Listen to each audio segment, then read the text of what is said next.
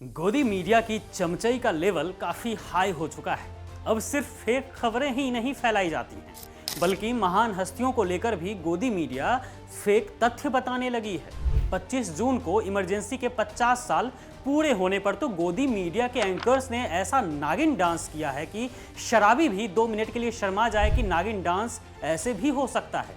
अब क्या कहें, दिन ब दिन गोदी मीडिया का सरकार के लिए चमचई का लेवल हाई होता जा रहा है, पर पत्रकारिता के लेवल को नाली की गंदी पानी में डुबकी लगवाया जा रहा है।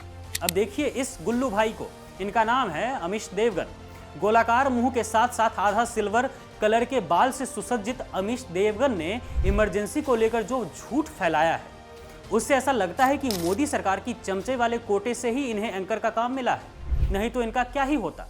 खैर, बात यह भी है कि एक शो कर रहे थे ये टीवी पर, जिसमें कुछ लोगों को डिबेट के लिए बैठाया गया। हालांकि डिबेट कम ही लग रहा था। इसमें इमरजेंसी को लेकर गुल्लू भाई अमीश देवगन ने कई फैक्ट्स रखे।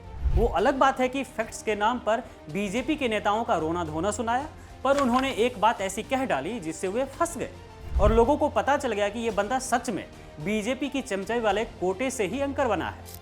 अमीश देवगन ने कहा कि जयप्रकाश नारायण की मृत्यु इमरजेंसी के दौरान ही हुई, लेकिन जेपी बाबू का निधन तो 8 अक्टूबर 1979 में हुआ था ना, तो कैसे इमरजेंसी के वक्त में जेपी बाबू का निधन हो गया।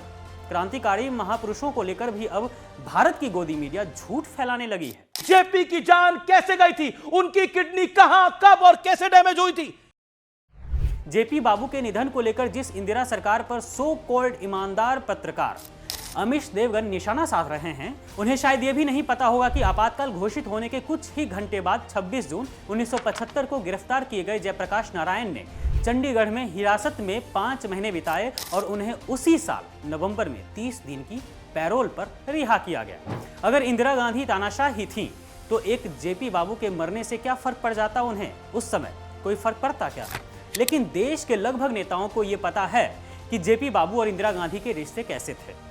इंदिरा गांधी और जेपी बाबू के बीच विचारधारा की लड़ाई जरूर थी, लेकिन दोनों ही एक दूसरे की काफी इज्जत करते थे। लेकिन देश की मीडिया के हिसाब से इंदिरा गांधी की वजह से ही उनका निधन हो गया, जबकि सच्चाई तो ये भी है कि जब जयप्रकाश नारायण को अपने किडनी फेल होने का पता चला और जीवित रहने के लिए उन्हें आजीवन डायलिसिस की आवश्यकता बताई गई, तो उस वक्त इलाज के लिए इतने पैसे भी मौजूद नहीं थे उनके पास। ये बात इंदिरा गांधी को जब पता चली तो उन्होंने अपने योगदान के रूप में एक अच्छी खासी रकम वाला चेक भेजा। और पता है उस समय इंदिरा गांधी ने कितने पैसे दिए थे?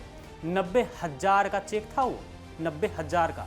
लेकिन फिर भी गोदी मीडिया को फेक खबर ही फैलानी है। इमरजेंसी को लेकर तो गोदी मीडिया ने इतनी फेक खबरें फैलाई हैं कि पूछिए ही मत। गुल्लू भाई से लेकर रूबिका दीदी तक, सुधीर चौधरी से लेकर नाविका मैडम तक, इन लोगों ने सरकार की चमचई में अपने जमीर मार डाले, खत्म कर दिया अपने स्वाभिमान को और बर्बाद कर दिया पत्रकारिता की इज्जत को।